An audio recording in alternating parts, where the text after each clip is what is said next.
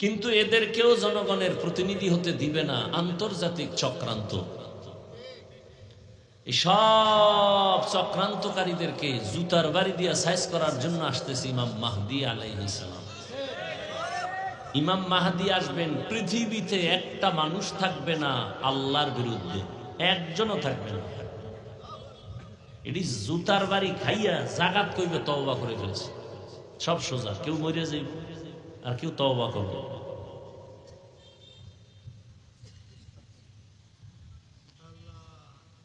আল্লাহ, তো হাদিসের কথা বুঝাইতে গিয়ে এত দূর আসলাম।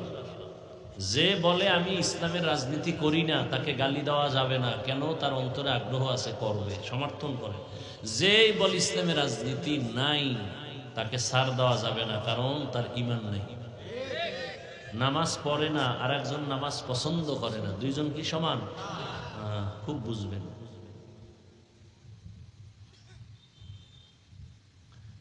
আসেন এবার অল আসরে সূরা নিয়ে আলোচনা করব। ভাই, আমরা কোরআন হাদিসের বাইরে একটা কথাও বলি, হ্যাঁ? আমার ভিতরের দি বইলেই শেষ করতে পারি না, বাইরে কি বলবো? এরপরও কিছু মূর্খ মানুষ বলবে কি, হুজুর কোরআন হাদিসের বাইরে কিছু বলেন। আপনি কোরআন হাদিসের বুঝেন কি? বাইরে কোনটা ভিতর কি বুঝেন?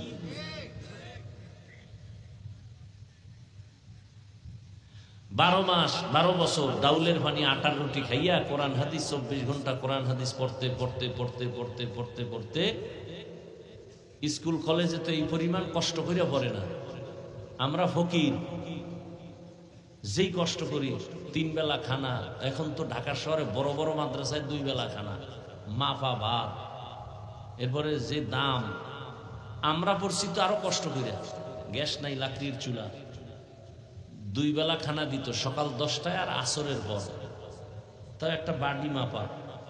আর বোর্ডিং এর তরকারি কি ছিল? পাতলা ডাল, আর কিছুই না।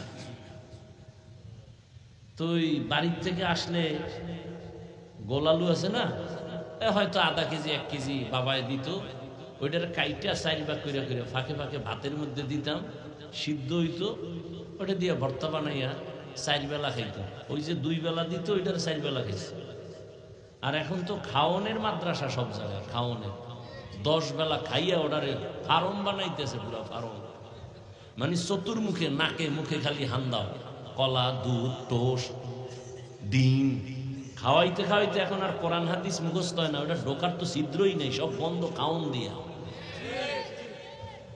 এখন আর এলেম নাই, পড়া মনে থাকে না, পড়বে কি? খাইতে খাইতে বেউস। 6 বেলা খাওন, 13 বেলা গোশত, 50,000 টাকা মাসে,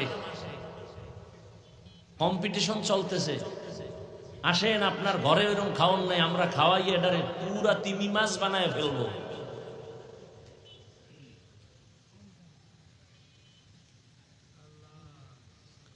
অথচ রসুলের ইতিহাস তো এইমাত্র শুনাইলাম, কি কষ্ট করছেন।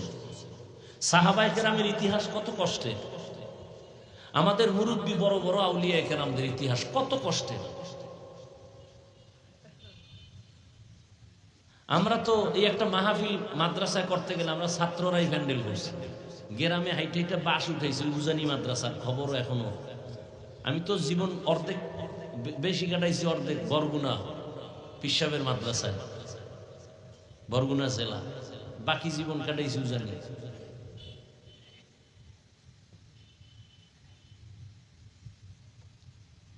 আর এখন কি খাওয়ায়, গোশত না খাওয়াইলে। আমাকে এক হুজুরে ওয়াজ করছে, বড় হুজুর, বাপ মায়ের কইছে ছেলে মেয়েরে বেশি ভালো খাওয়াইবেন না, আর হুজুরগু হয়ে গেছে মাদ্রাসায় ডাইল ছাড়া ছাত্রকে কিচ্ছু দিবেন না।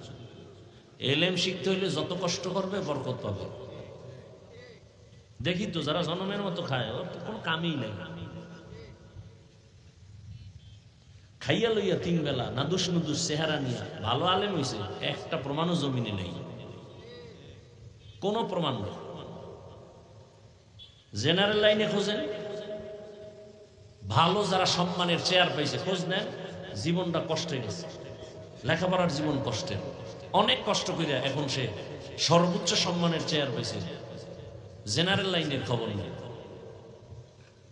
যাই হোক, কোন কথা বললে কোন দিক দিয়ে আবার ভেজাল লাগে, কারণ আমি তো এমনি এক ভেজালিয়া মানুষ, সবাই অনেকের চোখে। হাফিজুর রহমান রাস্তা দিয়ে গেলেও এক দলের কলিজা জ্বলে, এমনিই জ্বলে। মরাডারে মারো কেন, কয় লড়ে কেন, হুদাই কলিজা জ্বলে। এক সুন্দরী মেয়ে রাস্তা দিয়ে হাঁটে, আর যুবক পিছন থেকে ডিস্টার্ব করে। যুবতী কয় তোর ক্ষতি করছি, কয় না। ডিস্টার্ব করো কেন, কয় তুই সুন্দরী কেন।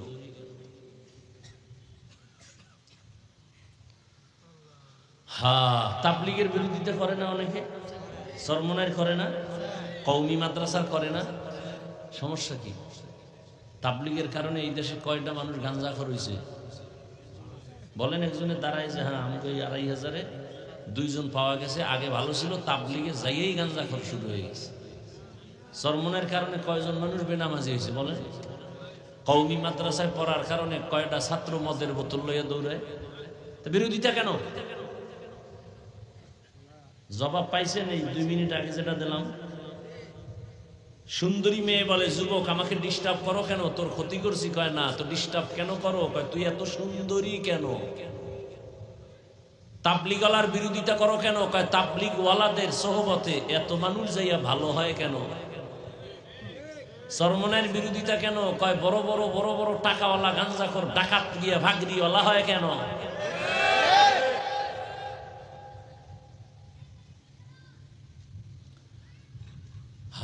বড় আপনারা তো মনে করেন খুব বাংলাদেশ খুব শান্তি, ইসলাম ইসলাম কি আছে? ইসলাম ফিলিস্তিনের জমিনে রক্ত রক্ত রক্ত, কান্নায় ভারী আকাশ আর বাতাস। বাংলাদেশ মনে করছেন খুব আরামে আছে। অগত বোমা মারে, আপনাকে খালি আঙ্গুলের টোকা দিলে আপনারা নেই। এটা ওরা হিসাবের বাইরে রেখে দিয়েছে, একটা টোকা মারবে সাইজ।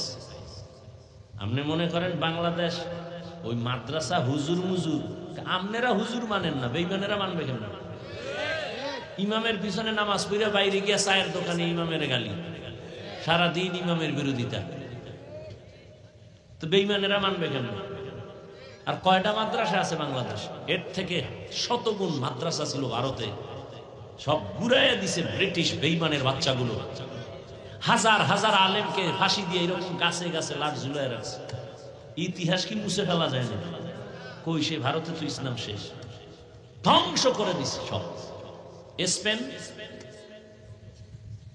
৮০০ বছর স্পেন শাসন করেছে, শুধু লাগাতার মুসলমান। ৮০০ বছর। যেই স্পেনে ৩০ খণ্ড তাফসির লেখা হয়েছে, তাফসিরে কুরতুবী, কোরআনের তাফসির। আজকে সে স্পেনে আজান নাই। মুসলমানের আইয়া এরপরে বহু ইতিহাস চক্রান্ত করে ইহুদির পিছনে আছে, বলছে তোমরা বাঁচতে চাইলে ভূমধ্য সাগর পারাইয়া আরবে যাও, বাহরাইনে চলে যাই। যখন ওগো কয় জামু কেমনে, কয় স্টিমার আছে উঠো। স্টিমারে উঠাইয়া যখন দিছে, সাগরের মাঝে যাওয়ার পর স্টিমারে আগুন দিয়ে দিছে, মসজিদ জ্বালায় দিছে, মুসলমানের আগুন দিছে পুরা ছাই। এরপরে ওরা আনন্দ মিছিল করছে। ওই দিন ছিল ১লা এপ্রিল।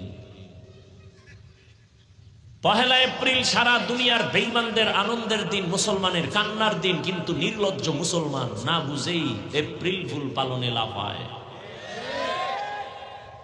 কোন মুসলমান এপ্রিল ফুল পালন করতে পারে না। এপ্রিল ফুল পালন করনেওয়ালা খাঁটি মুসলমান দাবি করার অধিকার রাখে না।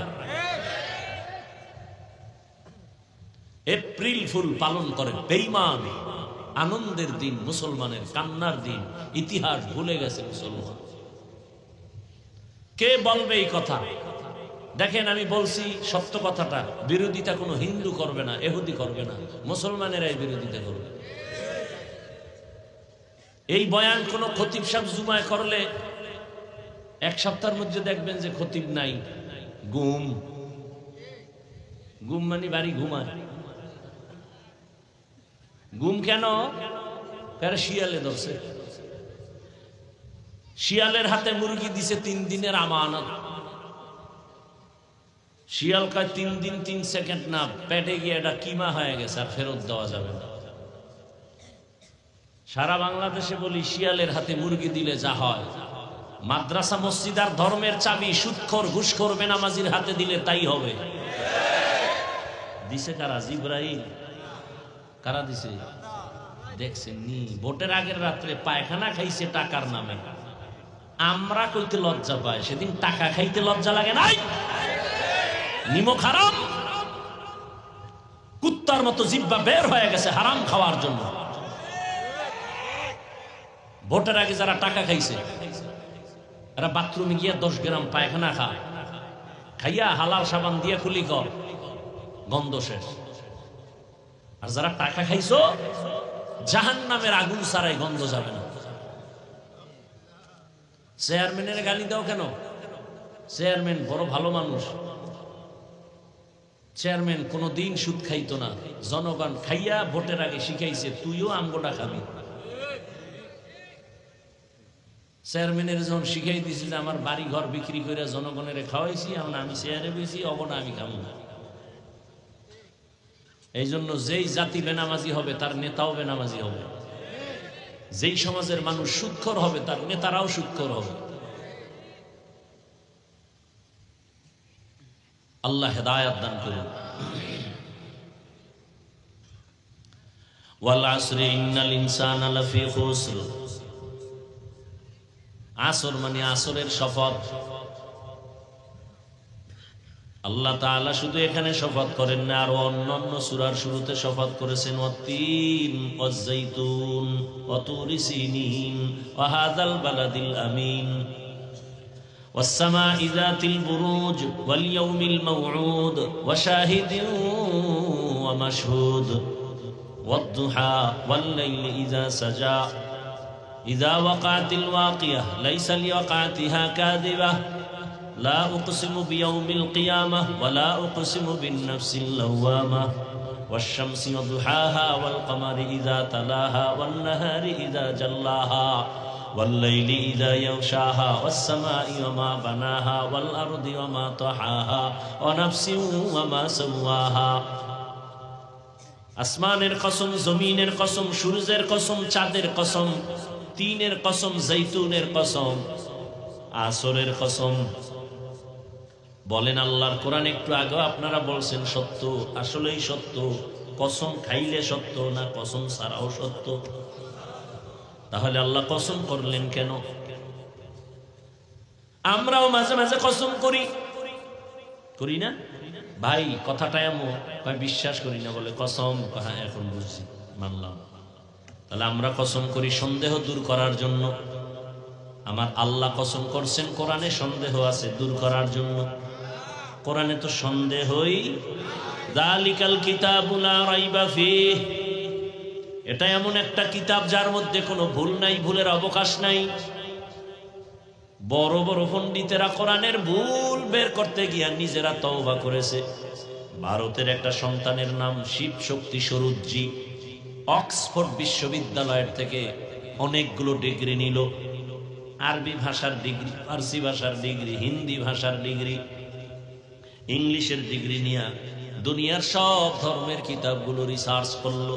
তাওরাত, জবুর, ইনজিল, ত্রিপিটক, বেদ, মহাভারত, জেন্দাবেস্তা, দীঘানিকা, কোরআন রিসার্চ করার জন্য যখন চিন্তা করলো সব শেষ। কিন্তু সব ধর্মের মধ্যে ইসলামের একটা গোপন তথ্য পাওয়া যায়। মহাভারত হিন্দুদের কিতাব, রামায়ণ হিন্দুদের কিতাব, এগুলোর মধ্যে ইসলামের পূর্বাভাস। এবার ইসলামটা কেমন, কোরআনটা রিসার্চ করি। কোরআন রিসার্চ করা শুরু করলো, করতে করতে করতে করতে দেখলো যে কোরআনের আয়নায় কোনো ভুল নাই, বরং নিজের ভুল কোরআনের আয়নায় সব স্পষ্ট হয়ে গেল। মুসলমান হয়ে যাবে ফাইনাল, অন্তর রেডি হয়ে গেছে, মুসলমান হবে, ঘোষণাটা এখনো দেয় নাই। রাতের বেলা ঘুমে গেছে, স্ত্রীও ওই লাইনে, স্ত্রী আর এক রুমে ঘুমায়। রাতের গভীরে হঠাৎ তাকায়া দেখে ঘুমের মধ্যে গোলাপ ফুলের উপরে দাঁড়ানো, পাগড়ি পরিহিত পৃথিবীর শ্রেষ্ঠ ব্যক্তি রহমতের নবী হাজির। হাতটা বাড়ায় খায়, এই বান্দা হাতটা সামনে দেও। শিব শক্তি বলে আমি হাতটা দিলাম, আমার হাতটা রসুল ধইরা কয় কালেমা পড়।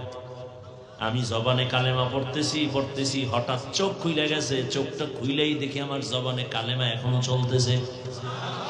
আমি খবরটা খুশি হইয়া খবরটা দেওয়ার জন্য আমার বউয়ের রুমে রওনা। হঠাৎ দেখি আমার বউ আসতেছে। বউ আসতেছে, ও স্বামী, মদিনাওয়ালা রহমতের নবী আমাকে কালেমা পড়াইয়া দিয়েছে।